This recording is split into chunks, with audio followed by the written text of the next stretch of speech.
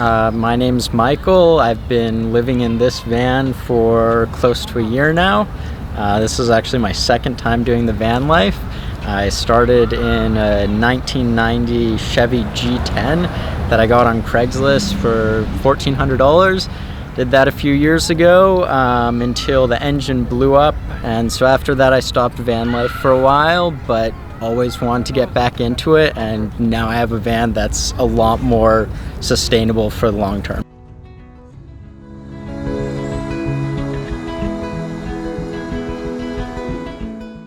Working with aerospace startups is really great for van life because I don't have to be in any particular office. It's really easy to work remotely when I'm just consulting. And then the other business I have is an e-commerce business that I work on with a few other people, and that's also something that I can do remote. The first time I got into it, it wasn't really something that I particularly wanted to do. I'd probably heard of the idea just because I'm a rock climber, so I knew other people who had done it. But at the time I was part of a startup, and there were 5 of us over the summer, all crammed into a two-bedroom apartment. I didn't have a ton of money at the time. My parents were supporting me with rent, so I just told them, look, I need this money for the deposit, and I used that to get the van, and we converted it, just a really basic thing with the bed in the back. And I think my parents actually didn't find out for about 6 months that I was living in a van.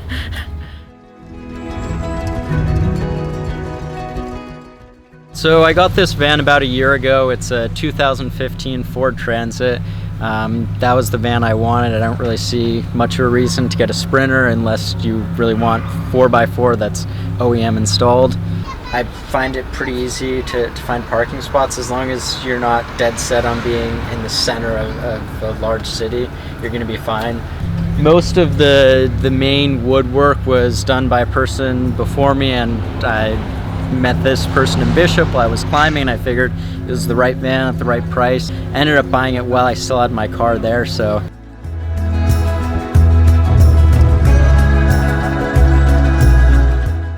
The first thing people typically notice is the espresso machine. Probably a bit overkill to have a full rocket espresso machine, Master Mini grinder. I figure, being in a van doesn't mean you have to give up the conveniences of regular life.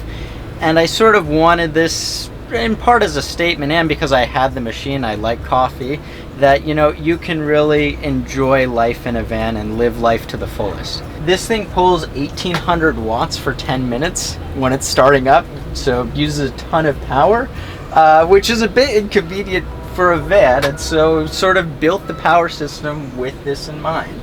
That also pulls a fair bit of electricity.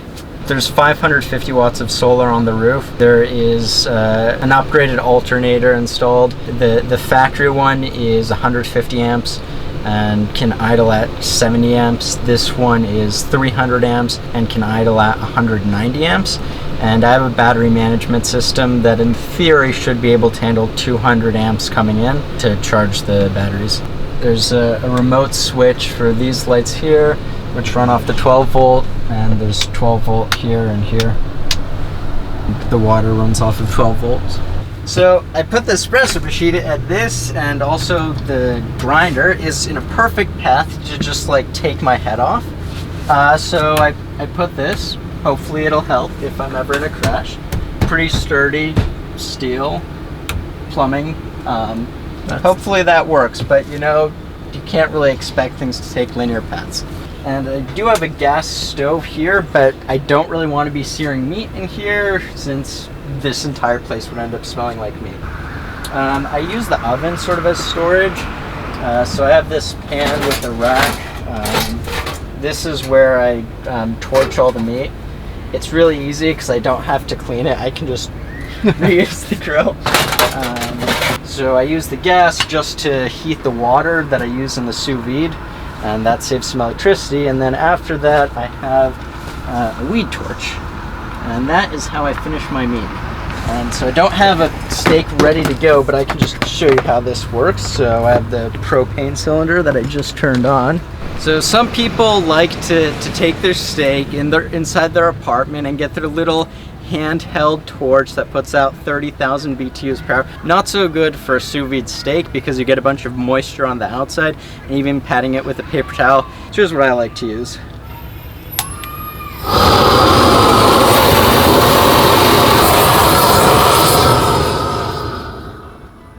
I do have a propane sensor. I haven't installed it yet. I should probably do that so I don't die. So I have a dual fridge freezer, so fridge, freezer. I think it's the largest model they make. Luckily, it fits pretty well.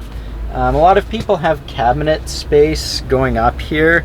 I find it's nicer having a bit of an open environment, and there's just enough space to walk out here. And this works pretty well as a seat as well. Fridge, there's not a lot of stuff now. A ton of smoked salmon. I have this water just as a thermal damper to stabilize the temperature in case power cuts out at all. A lot of frozen meat.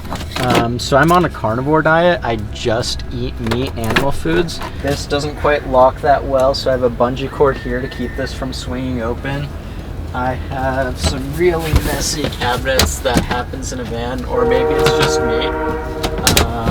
I have the library over here. That, and then I have a monitor arm over here, which I can use to sort of get a living room type situation, or just that connects back to the PC. That's your sort of standard bracket there, and then this can move wherever I want. That's a good spot for entertainment or for working. You can get a keyboard out. Go and install speakers, one here to go with the subwoofer that's under the bed. So this will be sort of the entertainment system. And then up here, this used to be where a TV went, but now this is my storage for dual 4K monitors. Yeah, so right here have a TV monitor arm, and that'll attach to about this arm here. So this goes in here.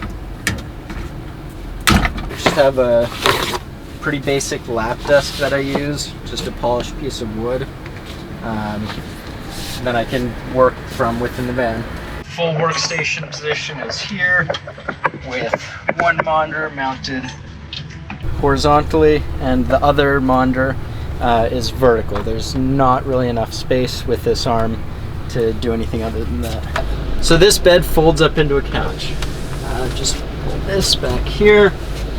This slides forward, and then when it gets over here, there's a pin that locks, and now you have a couch. You can get a bunch of people seated here.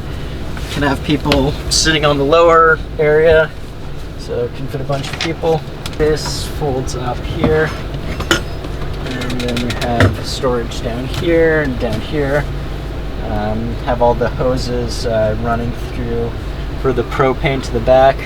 So here I have the propane. Since I'm powering 3 things off the propane, there's a bunch of splitters. So this propane has a splitter to go to the torch, and then to this spot because there's not enough space to fit both splitters here.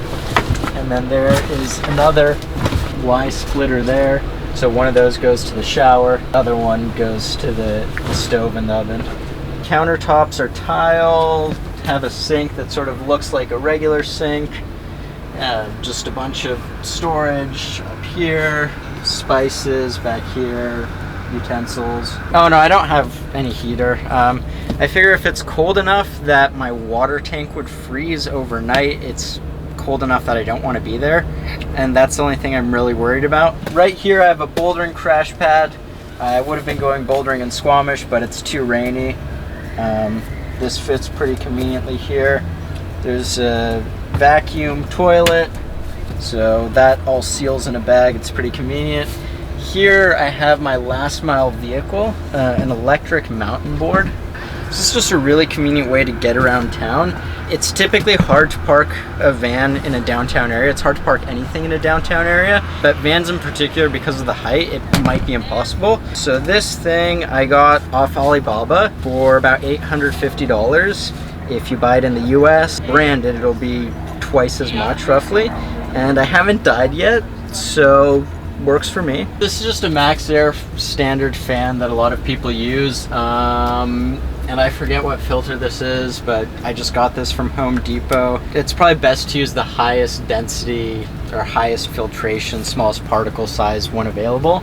It doesn't really clog up that fast. It's just the only issue is it's gonna make the airflow a little bit slower. So I mentioned I have another business I do. So this is my online business, Carbon Shade, as the shirt says. And these glasses with red lenses. And what it does is it filters out blue light in the evening. And so that's a pretty important thing to be doing for your health, to get good sleep and have a healthy circadian rhythm. This is really an issue because light is the primary way our body knows whether it's daytime or nighttime. That worked fine when it was just the sun, but we started adding all these artificial lights. You know, candles weren't too bad because it was sort of similar to fire. But as we went through incandescent, fluorescent, LED, and then on top of that, phones, you get more and more of blue and green light. And it's actually that there's a spectrum that's completely separate from color. It's its own cell that's just dedicated to sleep and knowing whether it's day or nighttime. What this does is it filters out all the blue and green light, and so that receptor is not getting triggered in the evening, but you can still see red light, so you can get around and you're okay. And actually, people think it's a fashion item when they see me. I've gotten a ton of compliments wearing these. We have a couple styles, and so as having a background in engineering, I thought, you know, we just need to be very direct. This is the number, this is what the lens does. So the insulation is almost non-existent. So there is Reflectivix on the walls and an inch of foam on the ceiling. Should be more insulated. I didn't build all the wooden interiors. I added a lot of the appliances. I added the power system, boosted the solar from 150 watts to 550 watts, threw in the fridge, toilet, all the fun stuff. It's a bit messy, but lithium iron phosphate batteries, about 4 kilowatt hours, 3 kilowatt inverter. And then back here I have a full PC with a full-length GPU in it, a printer, which is convenient if I'm hiking or something, I want to print out a map. The fan's going. One thing that people should definitely do is get a pure sine inverter. If you do not get a pure sine inverter, it is going to be buzzing and it will drive you insane. And also any appliance you have is going to be buzzing. So I could be over by the bed with the monitor plugged in and it'll be buzzing over there. Pure sine inverter, don't have that issue. Another thing here is there's a subwoofer underneath the seat. So the speakers have been upgraded, the drivers and the tweeters, and then subwoofer here. Can turn on that system and run that while the engine's off. The flooring was here. Okay. It's pretty basic. It's just like a plastic strip of material that looks like a floor. And that's really easy to clean, probably more durable than wood, so it's probably the best option. Alright, so taking a look at the plumbing, there's just a little switch here, 12 volt pump, and I just leave that on. So water flows here, there's a hose, and it just drains onto the ground. Technically that's illegal in most places. I've never gotten caught doing that. Tiny bit of soap, food residue. I figure I live in a van, my impact overall, I'm doing a lot less, so I feel okay with it. Here on the foam, it's really easy to install a shower curtain, and that's a convenient way to get your curtain set up. So I have a hitch ball here. I actually decided a van wasn't enough space, so I have a 5x8 enclosed trailer. I have some shelves in that, and so I store more bicycles in there, climbing gear, full tool cart. And so what I'll do is I'll drive that around to like one hub where I'm going to stay. So now it's at a friend's apartment in Seattle, and then when I go to, let's say, Utah for mountain biking, then I'll take it there so I have more of the bikes. And then if I go up to somewhere like Canada, I don't want to deal with the trailer. I just have to be selective about which bikes to bring. The all mountain bike, you can see that there is a 35-gallon water tank here, so plenty of storage. Not necessarily the most space efficient thing. Plumbing, this also connects to the shower here. So I have an outdoor shower. I don't have the curtain that's the better curtain, but I have these hooks here on all the corners. So I have one of those woven nylon taffeta tarps, just those cheap green or brown tarps that you can get, and then that can go around here. So I can turn this on. That works, and then as I turn this on, the gas automatically ignites, so that's connected to the propane. This can get quite hot. It can be convenient depending on whether you're near a gym or not. I mostly shower at a gym.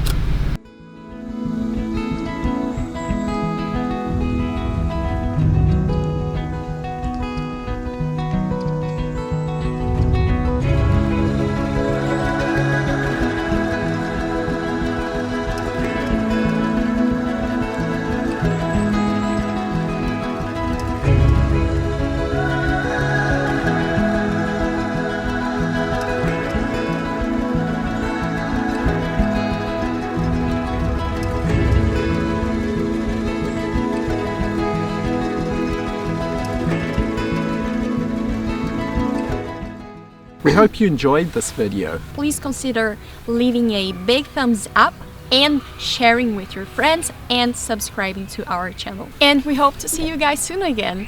See you next time.